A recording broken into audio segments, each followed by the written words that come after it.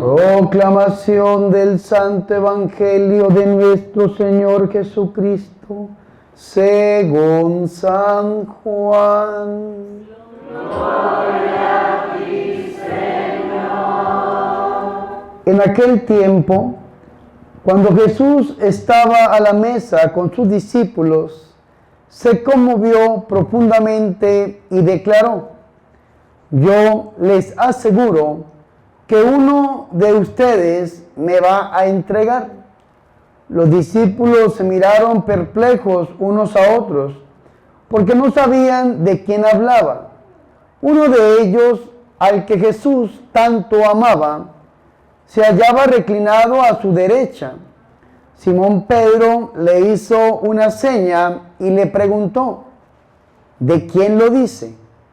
Entonces él, apoyándose en el pecho de Jesús, le preguntó: Señor, ¿quién es? Le contestó Jesús: aquel a quien yo le dé este trozo de pan que voy a mojar. Mojó el pan y se lo dio a Judas, hijo de Simón el Iscariote, y tras el bocado entró en él Satanás. Jesús le dijo entonces a Judas: lo que tienes que hacer, hazlo pronto. Pero ninguno de los comensales entendió a qué se refería. Algunos supieron que como Judas tenía a su cargo la bolsa, Jesús le había encomendado comprar lo necesario para la fiesta y dar algo a los pobres.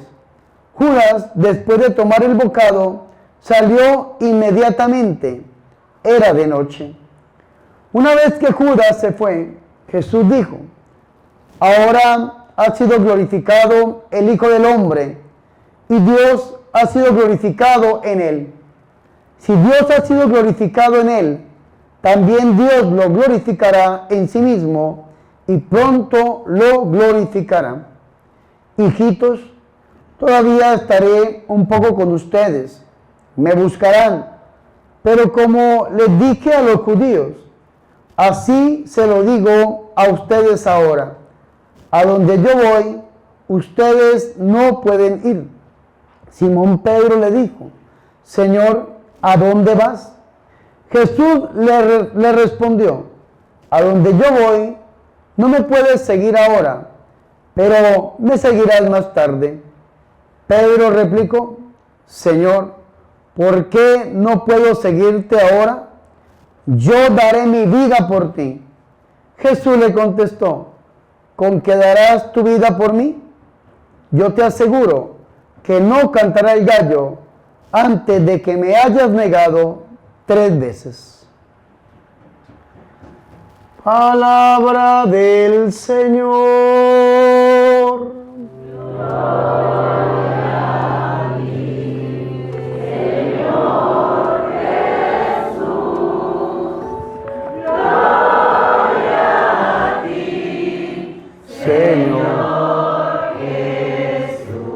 Que por la proclamación de este santo evangelio sean perdonados nuestros pecados.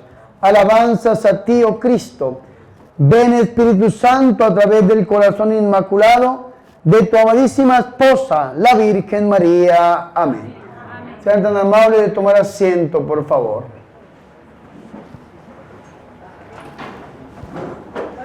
Qué alegría es para mí, Padre Bernardo Moncada, poder compartir con ustedes esta Santa Eucaristía. Nos hemos encerrado en esta casa de retiros para vivir una Semana Santa, y de aquí no pensamos salir, si Dios nos da vida y licencia, hasta que celebremos la resurrección de nuestro Señor y Salvador Jesucristo. Y qué bonito es ver esta casa llena de personas sedientas del amor de Dios. Qué bonito es ver familias como las de nuestro querido hermano músico, siempre sirviéndole al Señor. Y muchas familias que vemos nosotros aquí buscando de esa presencia de nuestro Señor y Salvador Jesucristo. Hoy es martes 12 de abril, martes de la Semana Santa. Y la liturgia nos está preparando a nosotros para vivir el misterio pascual de Cristo, o lo que se conoce teológicamente como el triduo pascual. La palabra triduo viene de tres: pasión, muerte y resurrección de nuestro Señor Jesucristo, que dice la Iglesia Católica en su teología que es el culmen del año litúrgico, pero también el culmen de nuestra fe. San Pablo lo dice en 1 Corintios capítulo 15: si Jesucristo no hubiese resucitado, vana sería nuestra fe. Y esto es hermoso que lo tengamos en cuenta. La Iglesia Católica, desde el domingo pasado, que celebramos Domingo de Ramos, y estos días entre semana, lunes, martes y miércoles, nos prepara para celebrar estos grandes misterios. Y hoy, mis hermanos y mis hermanas, la liturgia de la Iglesia Católica nos muestra a nuestro Señor Jesucristo sentado a la mesa con sus apóstoles. Y es un diálogo bastante interesante, que si nosotros no entramos en la cultura judía, no vamos a poder entender este diálogo. Dice que nuestro Señor Jesucristo está sentado a la mesa. Pero resulta que en la época de Jesús, los judíos no comían sentados. Los judíos comían acostados hacia un lado. Y entonces, ¿cómo se organizaban?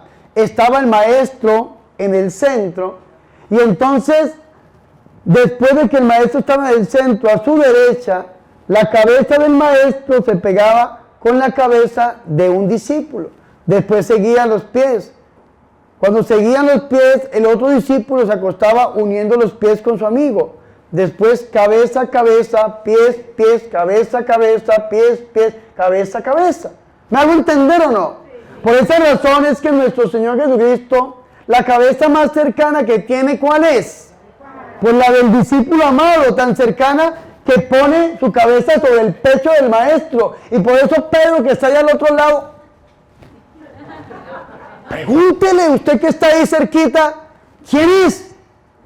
¿Sí se han entendido ese texto? Yo lo entendí hasta que estudié algo de antropología judía y dije, vea de razón. Porque es que uno sentado en la mesa, pues uno tiene a la gente cerquita a su derecha, a su izquierda, los judíos no. Pero ¿quiénes son los que están sentados ahí con nuestro Señor y Salvador Jesucristo? Sus discípulos, sus apóstoles, sus amigos, aquellos que los han acompañado en los 3 años de vida pública. Recordemos que ya el Señor está viviendo su última semana. El Señor y Salvador Jesucristo, según el Evangelio de San Juan, está a unas horas de ser apresado, a unas horas de ser colgado en una cruz por amor a todos y a cada uno de nosotros. ¿Y qué hizo el Señor? Llamó a sus discípulos. Y después de lavarle los pies, como dice San Juan en el capítulo 13, porque vea qué diálogo tan impresionante el del Señor con sus apóstoles. Y por eso la Iglesia Católica en la misa, ustedes no han visto que el Padre habla y habla y habla y habla y habla en la misa y habla y habla. Las oraciones todas las hace el sacerdote, porque nuestro Señor Jesucristo en la última cena, en la institución de la Eucaristía, habló y habló y habló y habló y habló y habló, enseñando a sus apóstoles. Es tan importante que vea que la Biblia tiene 4 evangelistas, un evangelio que es de Jesús, 4 evangelistas: Mateo, Marcos, Lucas y Juan. Juan tiene 21 capítulos, y de los 21 capítulos de Juan, escúcheme muy bien, los capítulos 13, 14, 15, 16 y 17 lo dedica San Juan al diálogo que tuvo Jesús con sus discípulos. Qué importante es ese diálogo que lo encontramos nosotros ahí en la Eucaristía. Lo vamos a celebrar el Jueves Santo. ¿Qué hizo el Señor? Le lavó los pies a sus apóstoles, mostrándoles esa dimensión de el siervo de Dios, del cual nos habla la primera lectura. Recuerden que la primera lectura está tomada de Isaías, pero en Isaías encontramos 3 autores o 3 Isaías. Del capítulo 1 al capítulo 39 encontramos lo que se conoce como el proto-Isaías, el primer Isaías. Del capítulo 39 al capítulo 50 encontramos el Deutero Isaías, Y del 50 al 60 encontramos nosotros el tercer Isaías. Nosotros hemos escuchado el segundo Isaías, el que nos habla del siervo doliente, el siervo del Señor. Y se acuerda Isaías en el capítulo 55, versículo 3, que nos habla a nosotros de cómo él observó a este siervo de Dios que era llevado al matadero como oveja, que no dice absolutamente nada, pero que entregaba su vida, tanto que dice Isaías, y por sus llagas, por sus heridas, hemos sido salvos, porque él cargó con nuestras dolencias. Primera de Pedro 2:24 lo va a decir, por sus llagas somos sanados y por su sangre liberados, porque esto fue lo que vio el profeta Isaías. Y este siervo de Dios se reúne con sus discípulos, le lava los pies, mostrándole el servicio, porque como decía la Madre Teresa de Calcuta, el que no vive para servir, no sirve para vivir. Y esa dimensión de servicio la demostró con ellos nuestro Señor y Salvador Jesucristo. Y después el Señor se sienta a la mesa, ¿con quiénes? Con sus discípulos. Pero vea qué interesante esto. En los 3 años de vida pública del Señor, lo habían seguido 2 tipos de personas. El primer grupo de personas se llama la muchedumbre y el segundo grupo de personas se llaman los discípulos. ¿Qué buscaba la muchedumbre? ¿Qué buscaba? Los milagros del Señor. ¿Y qué buscan los discípulos? Al Señor de los milagros. ¿Cierto que sí? La muchedumbre, ¿qué hace? La muchedumbre recibe el milagro y abandona al Señor. El discípulo nunca va a abandonar a su maestro, a no ser que no llegue con él hasta el final. Y ve que aquí vemos que las muchedumbres ya habían abandonado al Señor Jesucristo. Es más, lo buscaban ya los sumos sacerdotes, lo buscaban ya. Escúchenme muy bien, mis hermanos, los dirigentes, tanto de el pueblo, dirigentes políticos como religiosos, para buscar, para matar a nuestro Señor y Salvador Jesucristo. Y las grandes multitudes que lo habían seguido habían abandonado a nuestro Señor. Solamente sus amigos, sus discípulos, habían llegado hasta este momento culminante, hasta el momento de la institución de la Eucaristía. Vea qué bonito esto. Los que somos amigos del Señor, vamos hasta el final. Pero en el grupo de los apóstoles, en el grupo de los discípulos, también encontramos 2 grupos. Vea que en el grupo de los discípulos encontramos los 12 apóstoles y los 72 discípulos. Los 72 discípulos habían quedado de una u otra manera a un lado y el Señor había escogido a sus 12 apóstoles para entrar en ese momento culminante. Pero en los 12 apóstoles encontramos 3 grupos. Ahora vamos a ver nosotros en cuál grupo nos vamos a ubicar. El primer grupo que encontramos es el grupo representado por Judas Iscariote, porque Judas Iscariote se ahorcó, pero dejó su ministerio y lo dejó. Y hay personas que están en el grupo de Judas el Iscariote. ¿Y quién es Judas Iscariote? El que vendió, traicionó a nuestro Señor y Salvador Jesucristo. El segundo grupo es representado en ¿quién? En el discípulo amado. El discípulo amado, que ahorita vamos a ver las características. Y el tercer grupo es representado en ¿quién? En Pedro. Judas lo vende y Pedro lo niega. Y el Señor se lo dijo en ese momento. Vamos a ver, mis hermanos y mis hermanas, cómo actúa el grupo representado por Judas el Iscariote. Primero, nuestro Señor Jesucristo, conmovido, con profunda tristeza, con profundo dolor, dice públicamente: uno entre ustedes me va a entregar. Lo dice. Y entonces Pedro le hace señas a Juan, al discípulo amado: pregúntale quién.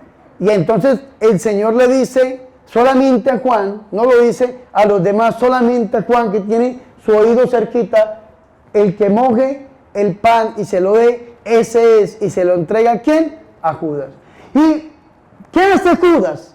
Judas come de este pan, pero ¿qué está haciendo el Señor? Según la liturgia de la Iglesia Católica, está instituyendo el sacramento de la Eucaristía.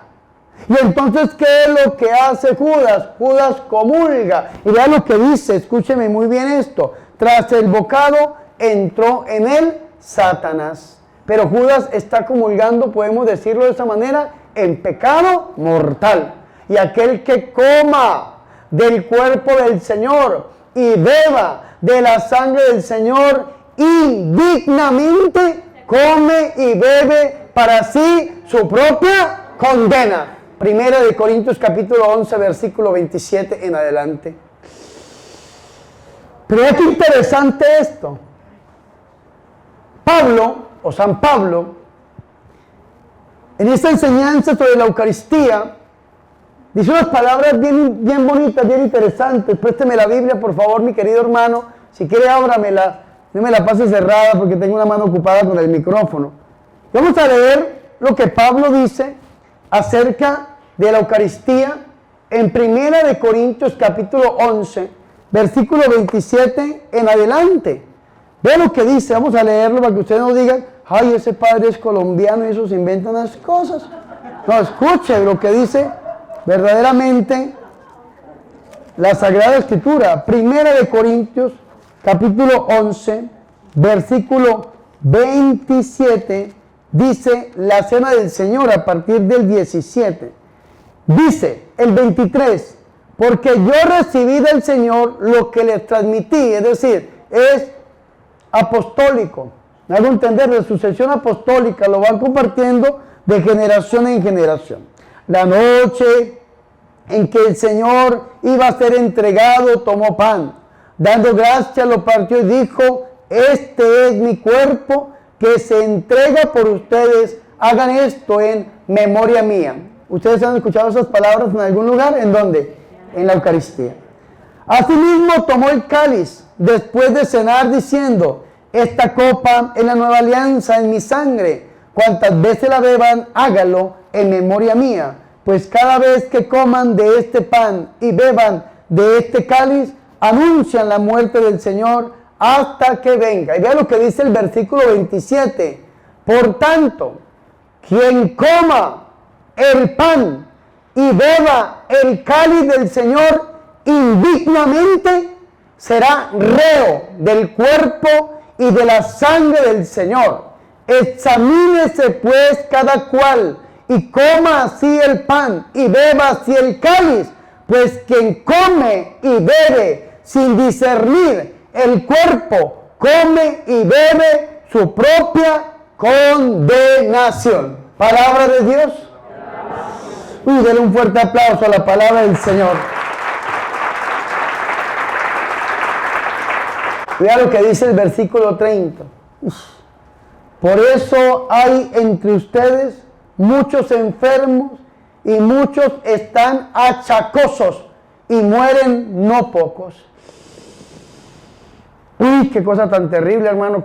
Comulgar en pecado mortal es algo supremamente peligrosísimo, porque es un pecado, mis hermanos y mis hermanas, que es un pecado de sacrilegio.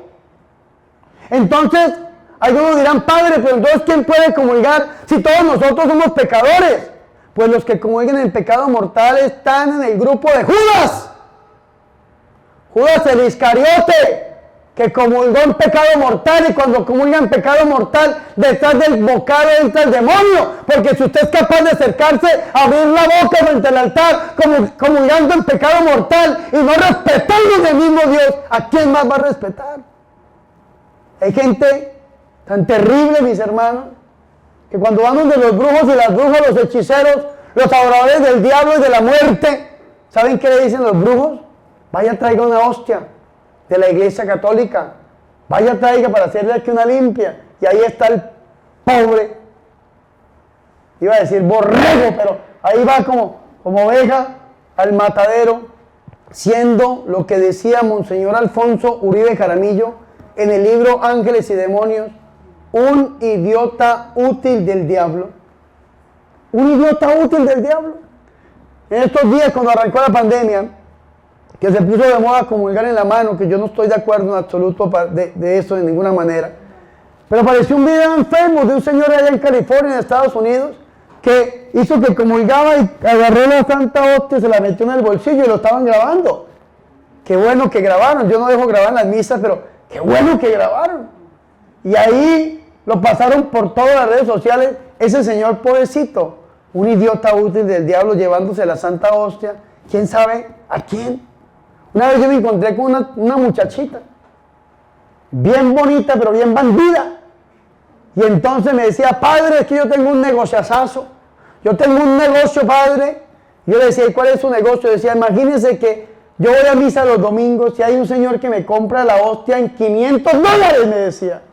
Y entonces, padre, yo no me pierdo una misa porque ese señor, más bobo pagando tanto dinero por una hostia. Yo decía, pobrecita esta niña, no sabe qué pecado tan terrible está cometiendo. Porque es que hay gente que no cree en la presencia real de Jesús en la Eucaristía. Los evangélicos, los cristianos protestantes no creen en la presencia real de Jesús en la Eucaristía. No creen que en el altar se presente el cuerpo, la sangre, el alma y la divinidad de nuestro Señor y Salvador Jesucristo. No creen, pero el diablo sí cree.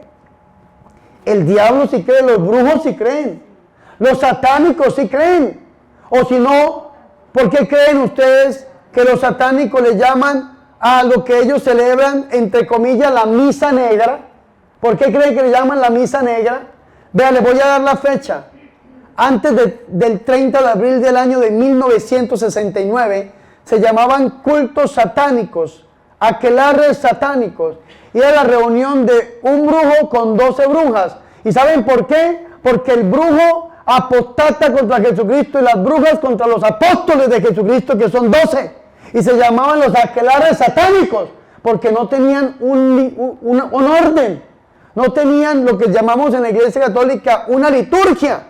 Así mismo se le llamaban a los cultos de los hermanos evangélicos.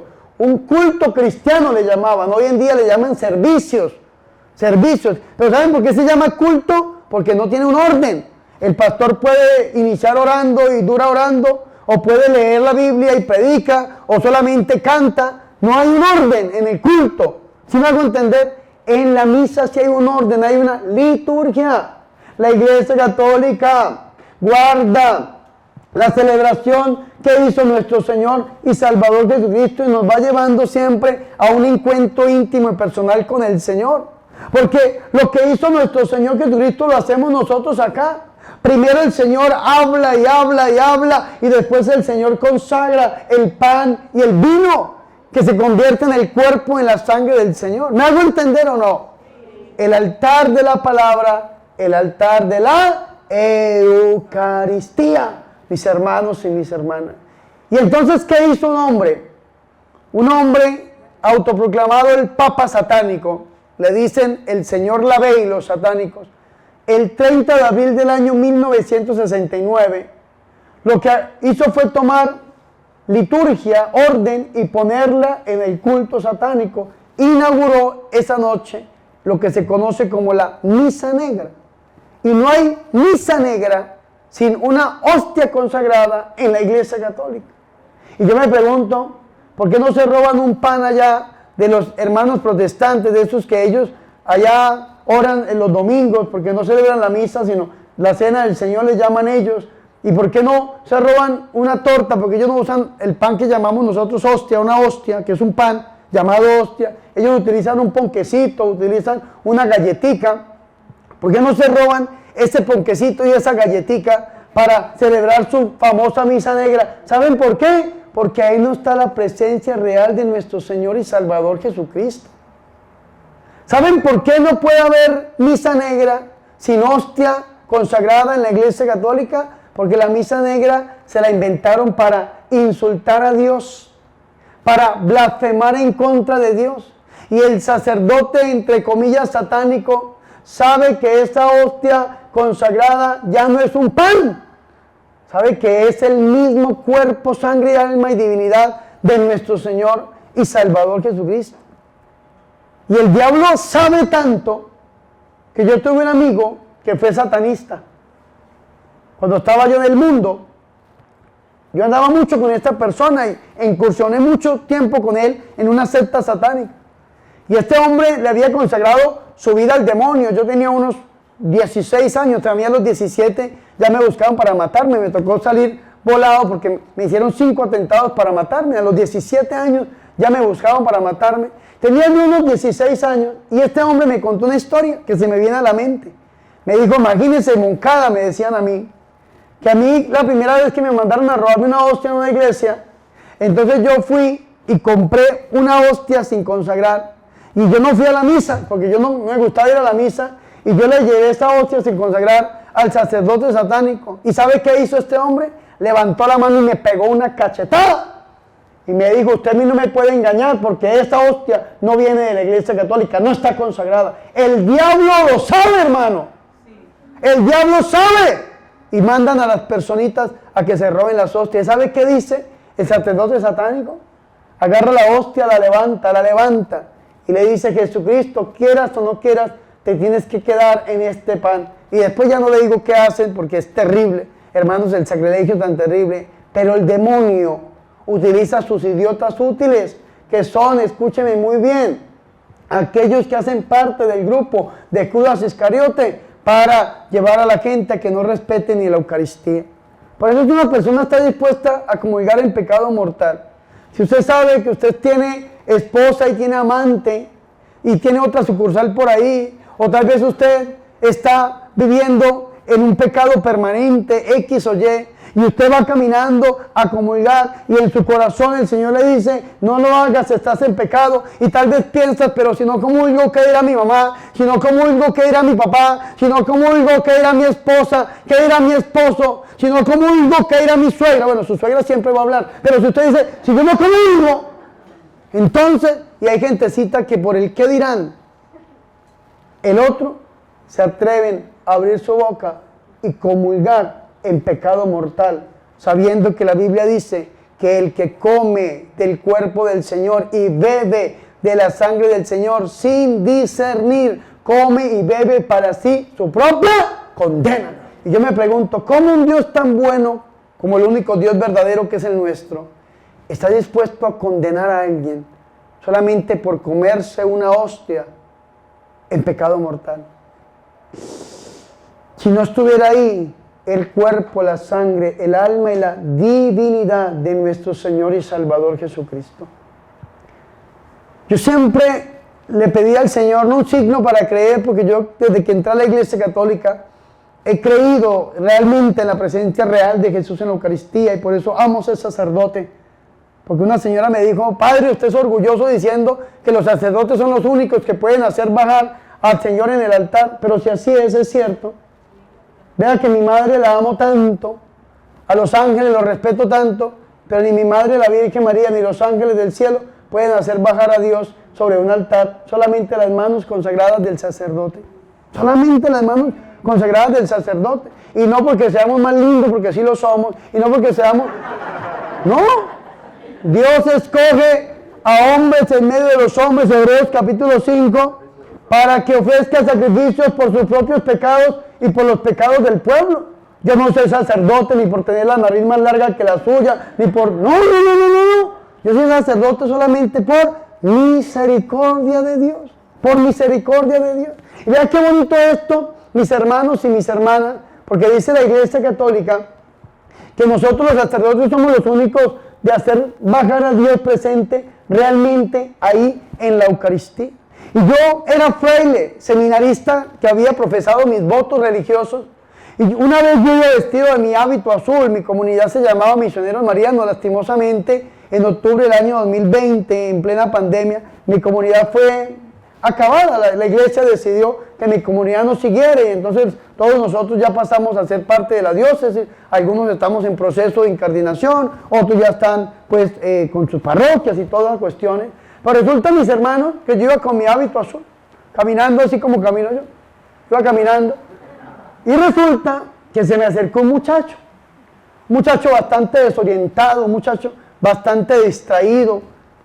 Y me dijo, padre, yo quiero hablar con usted. Claro, yo he visto mi rosario y he visto ese hábito, bueno, me ponía mi hábito azul. Yo le dije, hermano, yo no soy sacerdote, yo soy fraile. Me dijo, vea, yo quiero hablar con un sacerdote, y se fue. Yo le dije, venga, pero ¿en qué puedo ayudarlo? Y me volteó a ver así, me abrió los ojos como si le fuera a echar gotas, y me dijo, yo soy satánico. Y yo le dije, a mí no me asusta eso, cuando yo fui joven, yo también lo fui. Entonces me hizo 3 preguntas. Digo, si usted lo fue, me hizo 3 preguntas, se las respondí. El hombre dijo, yo quiero hablar con usted, padre, me dice. Es que yo voy a pactar con el demonio el sábado a las 12 de la noche. Una misa de consagración satánica. Era un sábado del mes de marzo del 2015. Yo le dije, hermano, si usted va a pactar con el demonio, o ya se robó una hostia consagrada en la iglesia católica, o se la va a ir a robar. Me dijo, no, yo esta mañana fui a misa, y yo hice que comulgaba en la mano y me la metí en el bolsillo de la camisa, pero yo no sé qué me pasó. Yo iba a salir de la misa a la secta satánica, y yo me desesperé, dice, y empecé a caminar, hasta terminar en el aeropuerto. Había ido ahí a Fontibón, se llama la localidad en Bogotá, Colombia, a Fontibón, como caminando por ahí 1 hora aproximadamente del aeropuerto. Y este joven caminó, hasta terminar ahí. Yo digo que Dios los llevó con lazos de amor, los llevó. Yo le dije, hermano, lo que pasa es que usted en este momento es como un sagrario, le dije yo. Digo, ¿por qué, padre? Me dice, porque usted tiene al Señor, usted lleva al Señor, y el que está iluminando su corazón es Dios. Eso se llama en teología especies inteligibles de misericordia. Especies inteligibles de misericordia es cuando Dios comunica su gracia. Y por más pecador que usted sea, usted se doblega. Y cuando una persona recibe esa gracia del Señor y está viviendo un pecado terrible, alejado del Señor, y se convierte a Jesucristo, se llama un milagro moral. Milagro moral. ¿Cuántos pecadores que han llegado a la Virgen de Guadalupe así, con sus botas y su bigote, y, órale, carnal, ¿cierto? Sí. Y entonces entran y apenas pisan el santuario de Nuestra Señora de Guadalupe, caen de rodillas llorando. Y parecen niños llorando. Yo lo he visto. ¿Saben cómo se llama eso? Un milagro moral. Cómo el Señor llega y comunica su gracia. Y eso fue lo que recibió este muchacho. Recibió la presencia del Señor y un arrepentimiento tal que este muchacho no quería irse a la secta porque sabía que estaba pecando.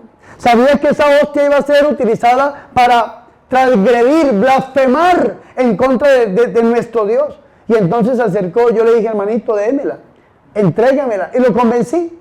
Yo la reporté a mis superiores, les dije, vea, me pasó esto. Y mi superior inmediato no me creyó, me dijo, Bernardo, el obispo nos habló, el obispo de Colombia en ese tiempo era Monseñor Héctor Gutiérrez Pavón. El obispo nos habló en una reunión del clero que hay mucha gente que se aprovecha de los religiosos para robarles y sacarles plata, pero esas hostias no están consagradas, dijo el padre superior. Yo dije, no, pero no puede ser así, porque es que el muchacho no me pidió dinero. Me hubiera pedido dinero, pues digo, me robaron, ¿cierto? Pero no me pidió dinero y tampoco tenía. Entonces resulta de que yo le dije, no, pero no, y llamé a mi director espiritual. Me dijo mi director espiritual, mira, Bernardo, 2 cosas. Primero, es mejor creer a no creer. Y a mí eso me quedó. Yo prefiero creer a no creer. Y recuérdense, me dijo la historia de Santo Tomás de Aquino. Santo Tomás de Aquino era un fraile dominico, muy gordo. Le decían el búfalo del evangelio, imagínese usted. Le preguntó a un hermano, una vez llegó a Estados Unidos Santo Tomás de Aquino, y le preguntó a un hermano, ¿cuánto me falta para búfalo? Le dijeron, como 3 libras, hermano. De lo gordo que era. Y resulta que Santo Tomás de Aquino era tan gordo que en la mesa le tocaron abrir un boquete redondo para que él metiera su panza, su barriga. Sí, gordo. Esto dice la historia, yo no sé, yo no lo conocí. Resulta que llegó un fraile y le dice, hermano Tomás, hay una vaca volando, y se levantan y se asoman y se sienta otra vez y se reía el fraile y otra vez decía, hermano Tomás, hay una vaca volando, y se levanta el fraile. Y a la tercera vez que le dice, hermano, si usted sabe que yo le estoy mintiendo, ¿por qué se levanta? Y le responde el santo, porque prefiero creer que las vacas vuelen y no que los cristianos mienten. ¡Ay, tome su cachetada! Prefiero creer que las vacas vuelen y no que los cristianos mienten. ¿Sí me hago entender o no? Entonces me dijo el padre, es mejor creer a no creer. Y yo a veces paso como por inocente, yo creo todo lo que me dicen. A mí me dicen Padre Bernardo que la Virgen María le mandó a decir, yo agacho la cabecita, ya pues, paro el oído y lo discierno y lo guardo. Yo creo todo lo que me dicen. Créanme que yo prefiero creer a no creer, porque cuando usted decide no creer, usted no cree en nada. A mí me da tanto pesar, y hoy lo hablaba con una hermanita que tuve la oportunidad de atenderla, de tanta gente que atendí hoy, desde las 10 de la mañana, 9 de la mañana, hasta ahorita 7 de la noche, uno tras otro, uno tras otro, uno tras otro, uno tras otro. Me decía, padre, qué triste es cuando uno tiene un problema espiritual y uno va a un lugar, una parroquia, algún lugar, y uno le cuenta su problema espiritual y los padres lo regañan a uno, que el diablo no existe, que la brujería no existe, que la suegra no... que no existe la maldad. Y lo regañan a uno y lo sacan de la parroquia y sale uno humillado. Va uno con su problema, el diablo zarandeándolo, el diablo haciendo la vida imposible, el diablo enfermándolo, la enfermedad ahí. La ciencia médica no encuentra qué tiene la persona. La persona enferma, a punto de morir, sintiéndose morir. Le hacen los exámenes sabidos y por haber y no le encuentran nada. Le hacen los exámenes rigurosos, la ciencia médica no se explica qué tiene, pero la gentecita se siente morir. Y entonces, ¿qué hacen los científicos cuando la ciencia médica no puede? Pues manda a la gentecita al psicólogo. Y qué bonito es ir al psicólogo. Es bonito, yo mismo en el seminario tuve un proceso psicológico muy fuerte, porque todos los seminaristas tenemos que ir al psicólogo. Es más, a la psicóloga o al psicólogo le preguntan el visto bueno para poder ordenar a uno, hermano. Y es algo que nosotros tenemos que vivir. Pero cuando el psicólogo no es cristiano, ¿qué hace el psicólogo? Llega hasta donde puede llegar el hombre. Y ya después de que el psicólogo no puede profundizar más, porque no puede, ya se le acabaron sus herramientas, la ciencia psicológica o lo que sea, sus métodos, ¿qué es lo que hace? Lo manda al psiquiatra. Y el psiquiatra, si aquí hay algún médico, psiquiatra, el psiquiatra a través de sus métodos, a través de sus estudios, escucha al paciente, porque el padre de la psiquiatría contemporánea, que es Sigmund Freud, pidió que los psiquiatras no hablen con sus pacientes. No puede haber una relación porque puede quedar algo sentimental y entonces ya es sesgada el proceso que llevan con ellos. Entonces, ¿qué hace el psiquiatra? Lo escucha y lo medica, ¿o no? Lo escucha y lo medica. Y dependiendo de lo que le diga la persona, así mismo la medicina que le envíen. Y pues yo no tengo nada contra la medicina, no tomo para nada ningún tipo de medicina. Pues no tengo nada contra la medicina. Pero la medicina llega y hace, lo que puede hacer es que no hace absolutamente nada más. El hombre puede llegar hasta donde puede llegar el hombre. Y cuando ya la medicina entonces no sirve y llega a su fin, entonces ¿qué hacen? Encierran a esa pobre almita en un psiquiátrico, le llamamos nosotros en Colombia, en un manicomio. ¡Qué cosa tan triste! ¿Y saben cómo se puede evitar todo este proceso tan difícil para las almitas? Con una oración de liberación. Atendiendo la almita, yendo a la raíz del problema y con la ayuda de Jesús, arrancando la raíz del problema. Monseñor Alfonso Uribe Jaramillo, que yo lo quiero mucho, un obispo muy santo en Colombia que ya está con el Señor, muy amigo del padre Darío Betancourt, del padre Emiliano Tardif y de los grandes carismáticos que ha tenido este mundo contemporáneo.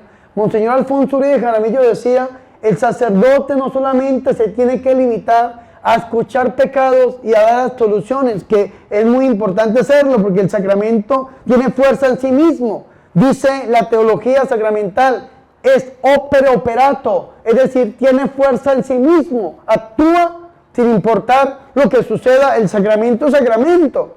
Pero el sacerdote, ya que tiene el corazón abierto del fiel, dice Monseñor, debería tratar de entrar en él para encontrar la raíz del problema y a través de una oración de sanación interior, de sanación física o de liberación, arrancar esa raíz para llevar verdaderamente al fiel a una sanación y a una liberación. Y ojalá que todos los curas escucháramos a ese monseñor. No me escuchen a mí, que soy un loco para muchos, pero escuchemos a este obispo que es un santo, Monseñor Alfonso Uribe Jaramillo, que los sacerdotes tenemos la oportunidad de entrar en la realidad de la persona para poder ayudarlo y para poder sacar a esa persona de ese pecado, pero también de esa enfermedad, para arrancarlo de las garras del diablo y ponerlo en las manos santas y misericordiosas de nuestro Señor Jesucristo. Amén. Fuertes aplausos al Rey de Reyes, el Señor de Señores. Pues vea qué terrible, hermanos y hermanas, qué terrible es pertenecer al grupo de Judas Iscariote. Todo esto que les estoy hablando hacen parte de la gente que pertenece al grupo de Judas Iscariote, porque Judas Iscariote se ahorcó, pero dejó su ministerio. Y algunos dirán, Padre, pero yo no soy tan malo, yo no soy como Judas, no soy como los satánicos, Padre. Pero si usted se atreve a comulgar en pecado mortal, está comiendo y bebiendo para sí su propia condenación. Y algunos dirán, Padre, pero es que todos somos pecadores. Claro que todos somos pecadores, pero es que el Señor dejó la vacuna contra el pecado. Hoy en día está tan de moda la vacuna contra el COVID, que ya están pidiendo hasta la 4ª dosis y después vendrá la 5ª, la 6ª, la 7ª y quién sabe cuántas más. Pero el Señor ya dejó una vacuna contra un virus peor que el COVID-19, que es el pecado mortal. Y esa vacuna contra este virus terrible se llama el sacramento de la reconciliación. Y San Pablo lo dice, examínese cada cual y coma así el pan y beba el cáliz. Esta palabra examínese, según Fernando Casanova, un predicador católico, por aquí en estos días se está dando mucho de qué hablar y yo oro por él porque lo quiero mucho. Fernando Casanova dice que el griego, o la palabra griega de este examinarse, es diakrinon. Diakrinon significa como discernidor o cernidor, como los constructores. Aquí hay una persona que trabaje construyendo. Para poder poner un pañete en una pared tiene que usar arena, y la arena viene con piedras. Y entonces, ¿qué hacen? Lo que hacen es cernir la arena para que cuando salga la arenita, la piedra para un lado y puedan hacerlo. Las mujeres en la cocina utilizan muchos coladores, muchos cernidores. Nosotros en Colombia al café negro le llamamos tinto, y el tinto lo hacemos con panela, con pinol, pinolillo le llaman en algunos países. Entonces ponemos a hervir el agua con el pinol y después de que hierva le echamos el café, que es el café de árbol molido, pero eso queda, arriba queda como ¿cómo le digo yo? Como el café puro queda flotando. Y para no podérselo tomar, lo tiene que colar, cernir. Y entonces lo que no sirve se va, y lo que sirve, pues, uy, qué rico cafecito. ¿Sí me hago entender o no? Lo mismo pasa con nuestra vida. Usted tiene que discernir, tiene que pensar. ¿Usted qué ha hecho de malo para poder comulgar el cuerpo del Señor? Y usted viene, hace un examen de conciencia, una contrición de corazón, un propósito de enmienda, para ir al sacerdote y confesar ese pecado vocalmente, y que el sacerdote le dé la absolución y usted pueda cumplir con la penitencia. Esto es lo que dice la Iglesia Católica antes de que usted vaya a comulgar.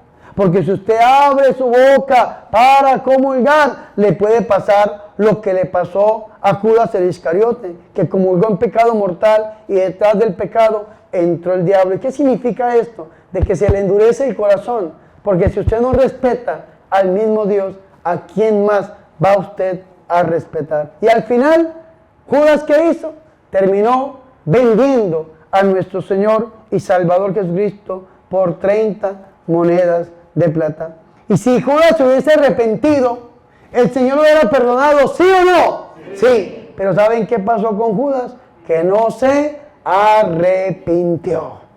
Y por eso el Señor nos muestra a nosotros un segundo grupo, que es ese grupo representado en el apóstol Pedro. ¿Se acuerdan de Pedro? Cuando el Señor lo llama, ¿cómo se llamaba? ¿Cómo se llamaba? Simón. ¿Y qué significa Simón? Simón significa caña quebradiza. Es como un bastón que está quebrado, y el que se apoya en ese bastón, el bastón se rompe y le traspasa la mano. Esto es lo que significa Simón, caña quebradiza. ¿Y cómo le puso el Señor a este hombre apenas lo vio? ¿Cómo le puso? Pedro, que viene del griego, ¿qué? Cefas. Y Cefas significa piedra.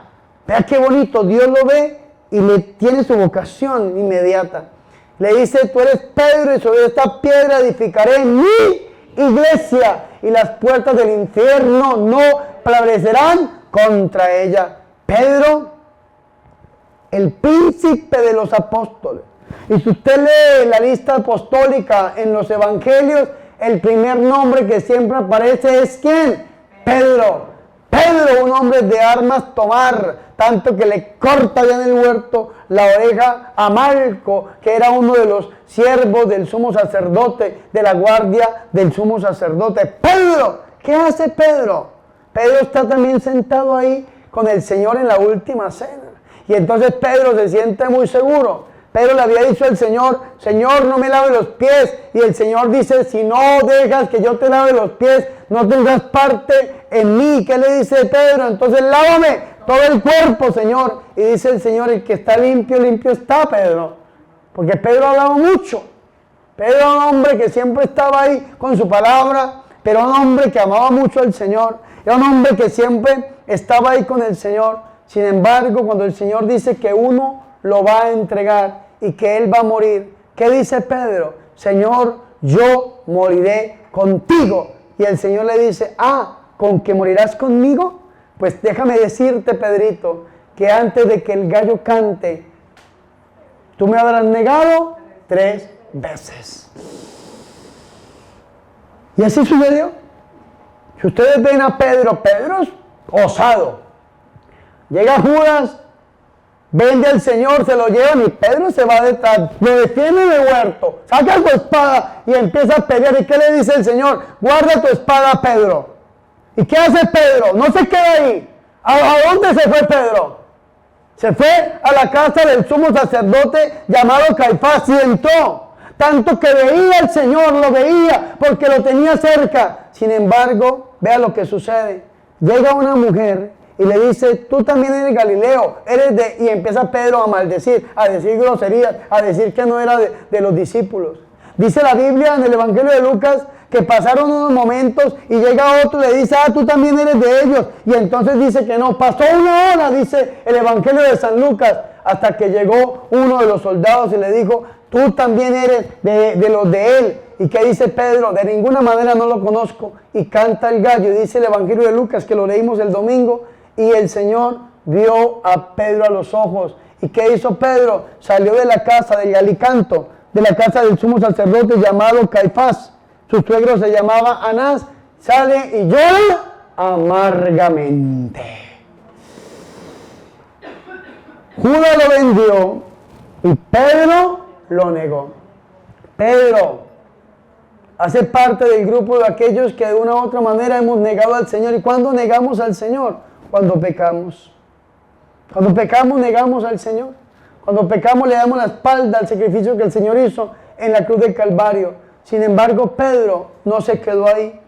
Después, si ustedes leen San Juan en el capítulo 21, el 20 y el 21 la resurrección, pero el 21 ustedes van a encontrar la primacía de Pedro. Cuando el Señor Jesucristo encuentra otra vez a Pedro y está Pedro en su vida pasada pescando y el Señor lo llama y le dice, Pedro, ¿tú me amas? Simón, hijo de Juan, Simón, hijo de Jonás, ¿tú me amas? ¿Y qué le dice Pedro? Sí, Señor, tú sabes que te quiero. ¿Cuántas veces le pregunta el Señor a Pedro lo mismo? ¿Cuántas? 3 veces. ¿Y por qué le pregunta 3 veces? Porque 3 veces lo había negado. Entonces el Señor necesita confirmar la fe de Pedro. Pedro, ¿tú me amas? Sí, Señor, tú sabes que te amo. ¿Y qué le dice el Señor? Apacienta mis corderos, apacienta mis ovejas, confirma a tus hermanos. Vea que Pedro se arrepiente y el Señor lo perdona. Si Judas se hubiese arrepentido, el Señor también lo había perdonado. Entonces nosotros podemos ubicar cualquiera de estos 2 grupos. El grupo de Judas, que traiciona al Señor, pero que no se arrepiente y al final decide por su propia mano quitarse la vida. O el grupo de Pedro, que de igual manera negó al Señor, pero que vuelve arrepentido delante del Señor y recibe nuevamente la bendición de Dios. Porque dice Romanos 11:29, Dios nunca quita lo que da, ni retira su llamado. Amén. Fuertes aplausos al Señor y Salvador Jesucristo.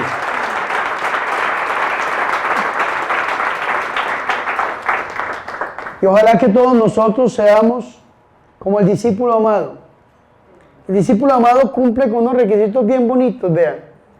Primero, el discípulo amado da una respuesta inmediata al llamado del Señor.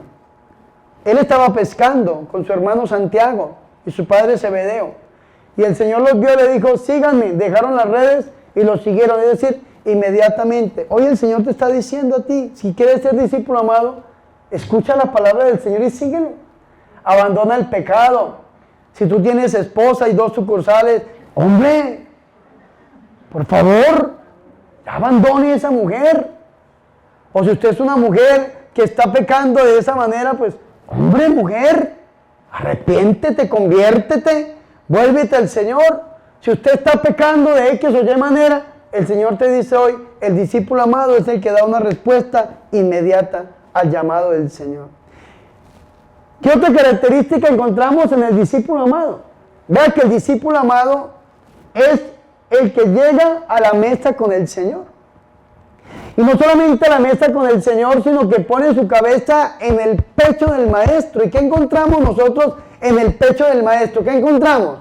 El corazón de Jesús. ¿Y en dónde encontramos nosotros el corazón de Jesús? En la Eucaristía. Acuérdese del anciano Italia. Cuando le hicieron la investigación, gracias a que el Papa Pablo VI dio el permiso de que investigaran este milagro eucarístico. ¿Y qué dijo la ciencia médica? Encontramos un pedazo de carne del miocardio, un pedazo del corazón humano que está vivo, porque en la Eucaristía se hace presente ¿qué? El corazón de Jesús. El discípulo amado es el que está cerca del corazón de Jesús, el que está en la mesa con el Maestro. Y algo que yo descubrí esta mañana leyendo el Evangelio para predicárselo a ustedes, ¿saben? También una característica del discípulo amado es el que conoce los secretos del Maestro. Los secretos del Maestro. Ustedes no han visto, mis hermanos y mis hermanas, que los demás apóstoles no supieron quién iba a entregar al Señor y pensaron que Judas Iscariote se había levantado a comprar pan y a comprar todo para organizar la Pascua o a darle de comer a los pobres, darle algo a los pobres por mandato del Señor. El único que supo que lo iba a vender, ¿quién fue? Juan, porque el Señor se lo dijo, porque es el que sabe los secretos del Maestro. Ay, hermanos, ojalá que nosotros supiéramos los secretos del Señor.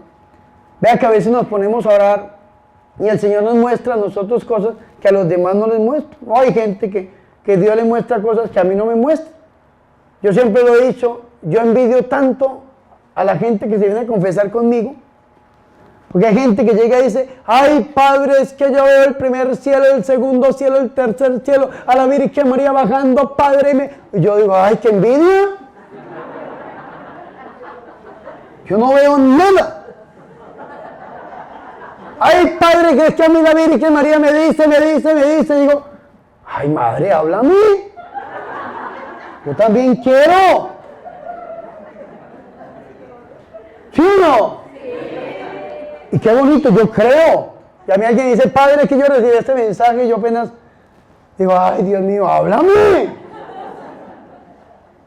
Porque así se burlaba un profesor de teología, llegaba, era sacerdote, y las mujeres le decían, Padre, es que Dios me mandó a decirle tal cosa, y el padre decía, pues esta mañana me dijo que no le creyera. Pero es que el discípulo amado es el que sabe los secretos del Señor. ¿Cuánto? Yo a veces digo, cuántas personas aquí en México, es que es impresionante, que reciben mensajes del Señor, iniciando por nuestro gran santo, San Juan Diego, que Dios le revela a este hombre a través de la Virgen María los misterios del Señor y lo que Dios quería para esta tierra mexicana y desde aquí para toda América Latina. Pero cuánta gente de verdad recibe palabra del Señor. Vea que nosotros nos vamos a encerrar aquí, si Dios lo permite. El jueves a las 3 de la tarde vamos a iniciar 24 horas sin dormirnos, meditando las 24 horas de la pasión de Luisa Picarreta. Y vamos a estar aquí. Y vamos a reunir en grupo, vamos a leer la primera hora, vamos a meditar un poco, volvemos a la segunda hora y vamos a meditar en público hasta que el Señor Jesucristo tenga llegar ese viernes a las 3 de la tarde meditando esas horas. Y uno dice, ¿cómo le hablaba el Señor a esta mujer? A Santa Catalina de Siena, a Ana Catalina Emmerich y a grandes mujeres que el Señor les hablaba de una manera impresionante, porque el discípulo amado es el que conoce los secretos del Maestro. Otra característica del discípulo amado es aquel que está dispuesto a dar su vida por amor a Jesús. Tanto que fue el único de los apóstoles que llegó hasta la cruz del Calvario. San Juan capítulo 19, versículo 25, no le importa la muerte, no deja de dar testimonio público de Jesús. ¿A cuántos de nosotros nos han amenazado de muerte? Eso sí digo yo, a mí me han amenazado 3 veces de muerte. Me han dicho, si sigue predicando, lo matamos. Y yo siempre digo, tanta gentecita que llega a los congresos, alguno de estos vendrá con un arma, un cuchillo o una pistola. Yo siempre que predico, espero que me llegue ese día en que me lleven a la presencia del Señor. Y hasta el momento no se ha dado. Pero ¿cuántos por miedo a la persecución, por miedo a la muerte, por miedo al que dirán, por miedo a diferentes autoridades, tanto eclesiásticas como religiosas y civiles, dejan de dar testimonio público de nuestro Señor y Salvador Jesucristo? ¿Saben cómo se llama eso? No ser parte del grupo de discípulo amado. El discípulo amado, hermanos, llega hasta la cruz del Señor, hasta las últimas consecuencias. Según San Juan capítulo 20, el discípulo amado es el primer testigo de la resurrección y el que cree en el Señor.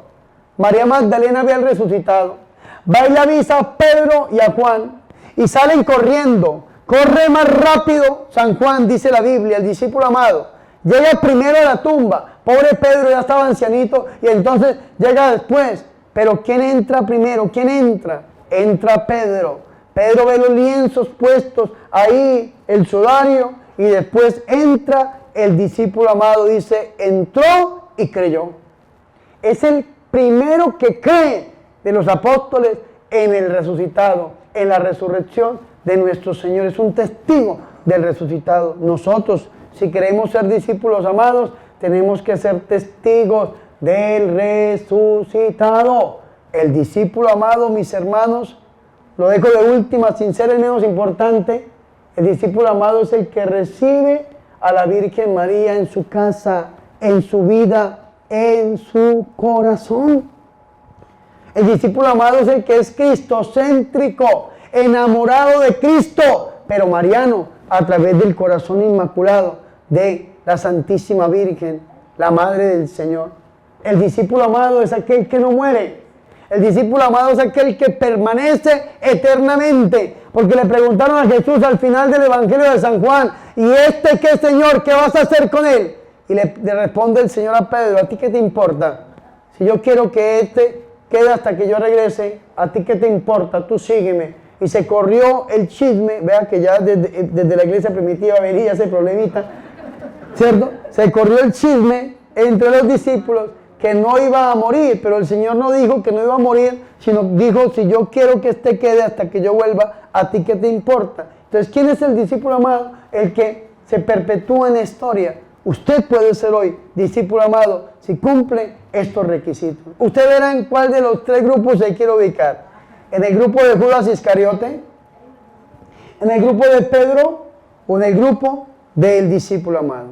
Gloria al Padre, al Hijo y al Espíritu Santo. Gloria al Padre, al Hijo y al Espíritu Santo. Gloria al Padre, al Hijo y al Espíritu Santo.